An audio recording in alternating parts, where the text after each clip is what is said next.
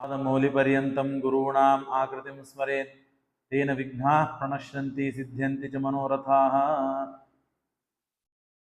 ನಮಗೆ ಬೇಕಾದಂತಹದ್ದು ನಮಗೆ ಇಷ್ಟಾರ್ಥಗಳು. ನಮ್ಮ ಇಷ್ಟಾರ್ಥಗಳು ನಮಗೆ ಸಿಗಬೇಕು ಅಂತ ಹೇಳಿ ನಾವು ಶತಪ್ರಯತ್ನ ಮಾಡ್ತೇವೆ.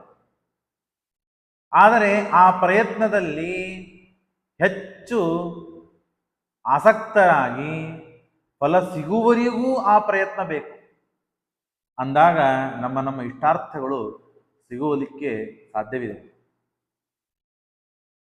ಇಷ್ಟಾರ್ಥಗಳು ಸಿಗಬೇಕು ಅಂತಾದರೆ ಅದಕ್ಕೆ ಬೇಕಾದದ್ದು ಸಾಧನೆ. ಆ ಸಾಧನೆ ಎಷ್ಟು ನಾವು ಮಾಡ್ತೇವೋ ಫಲ ಸಿಗುವವರೆಗೂ ಕೂಡ ಮಾಡಬೇಕು. ಅದೇ ಯಾವುದು? ತಪಸ್ಸು. ತಪಸ್ಸನ್ನು ನಾವು ಮಾಡಿದರೆ, ಯಾವ ಫಲಕ್ಕಾಗಿ ಯಾವ ತಪಸ್ಸನ್ನ ಹೇಳಿದ್ದಾರೋ ಆ ತಪಸ್ಸನ್ನು ಮಾಡಿದರೆ ಆಗ ನಮಗೆ ಬೇಕಾದ ಇಷ್ಟಾರ್ಥಗಳು ದೊರಕುತ್ತದೆ. ಅದಕ್ಕೆ ಒಂದು ದೃಷ್ಟಾಂತದಿಂದ ತಿಳಿಯೋಣ. ಹಿರಣ್ಯಕಶಿಪು ಇದ್ದಾನೆ. ತನಗೆ ಬೇಕಾದದ್ದು ಫಲ ಬ್ರಹ್ಮ ಪದವಿ, ಅಜರಾಮರತ್ವ. ಅದಕ್ಕಾಗಿ ಬ್ರಹ್ಮದೇವರನ್ನು ಕುರಿತು ತಪಸ್ಸು ಮಾಡ್ತಾ ಇದ್ದಾನೆ.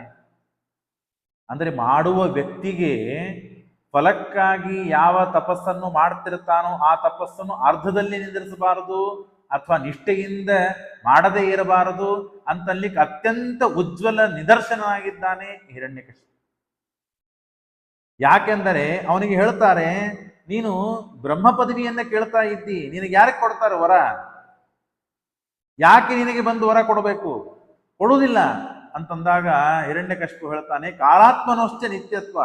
ಕಾಲ ಆತ್ಮ ನಿತ್ಯರಾಗಿದ್ದಾರಲ್ಲ, ನಾನು ಈ ದೇಹ ಬಿಟ್ಟರೆ ಮುಂದಿನ ದೇಹ ಮತ್ತೆ ತೆಗೆದುಕೊಳ್ತೇನೆ, ಮತ್ತೆ ಆ ಜನ್ಮದಲ್ಲಿಯೂ ನನ್ನ ಫಲ, ನನ್ನ ಗುರಿ, ನನ್ನ ಉದ್ದೇಶಕ್ಕಾಗಿ ಮತ್ತೆ ಪುನಃ ನಾನು ತಪಸ್ಸು ಮಾಡ್ತೇನೆ. ಈ ಛಲ, ಈ ಕಿಚ್ಚು ಮನುಷ್ಯನಿಗೆ ಬೇಕು. ಯದ್ಯಪಿ ಅವ ನಮ್ಮ ವಿರೋಧಿ ಪಕ್ಷ, ದೈತ್ಯ, ಅಸುರ. ಯಾರೇ ಅಸುರರು ಫಲ ಪಡಿಬೇಕಾದರೂ ಅತ್ಯಂತ ನಿಷ್ಠುರವಾದ ತಪಸ್ಸು ಮಾಡ್ತಾರೆ, ತಪಸ್ಸಿನಲ್ಲಿ ಕಾಂಪ್ರಮೈಸ್ ಮಾಡುವುದಿಲ್ಲ.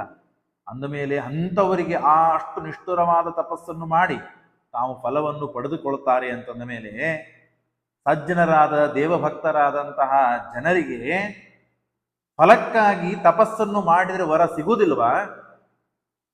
ಯಾಕೆ ಹೇಳಬೇಕು ಸಿಗುವುದಿಲ್ಲ ಅಂತೆ?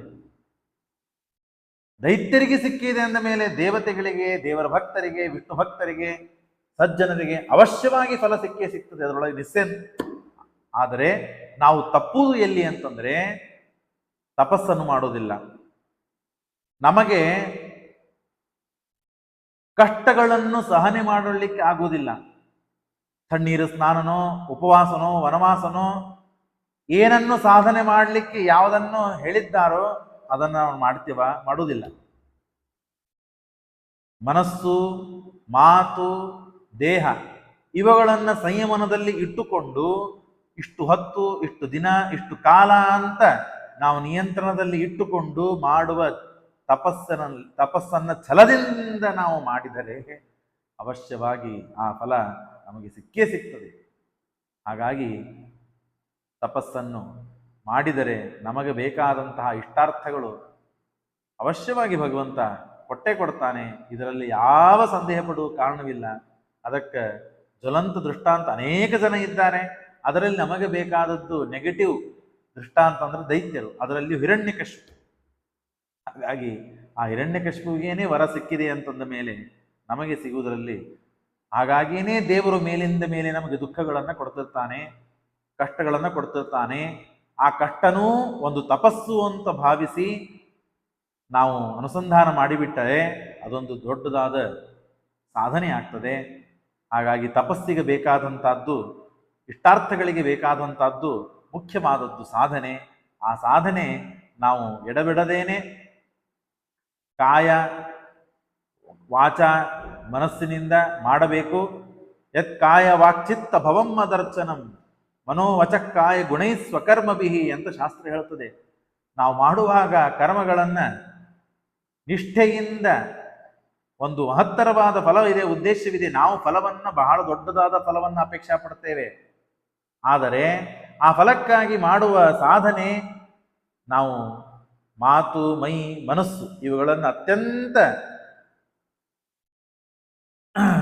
ನಿಷ್ಠುರದಿಂದ ನಾವು ಆ ಮೈ ಮಾತು ಮನಸ್ಸುಗಳನ್ನು ಹತೋಟಿಯಲ್ಲಿ ಇಟ್ಟುಕೊಂಡು ತಪಸ್ಸುಗಳನ್ನು ಮಾಡಿದರೆ ಅವಶ್ಯವಾಗಿ ಭಗವಂತ ನಮಗೆ ಫಲ ಕೊಟ್ಟೇ ಕೊಡ್ತಾನೆ. ಶ್ರೀಕೃಷ್ಣ ಅರ್ಪಣಮಸ್ತು.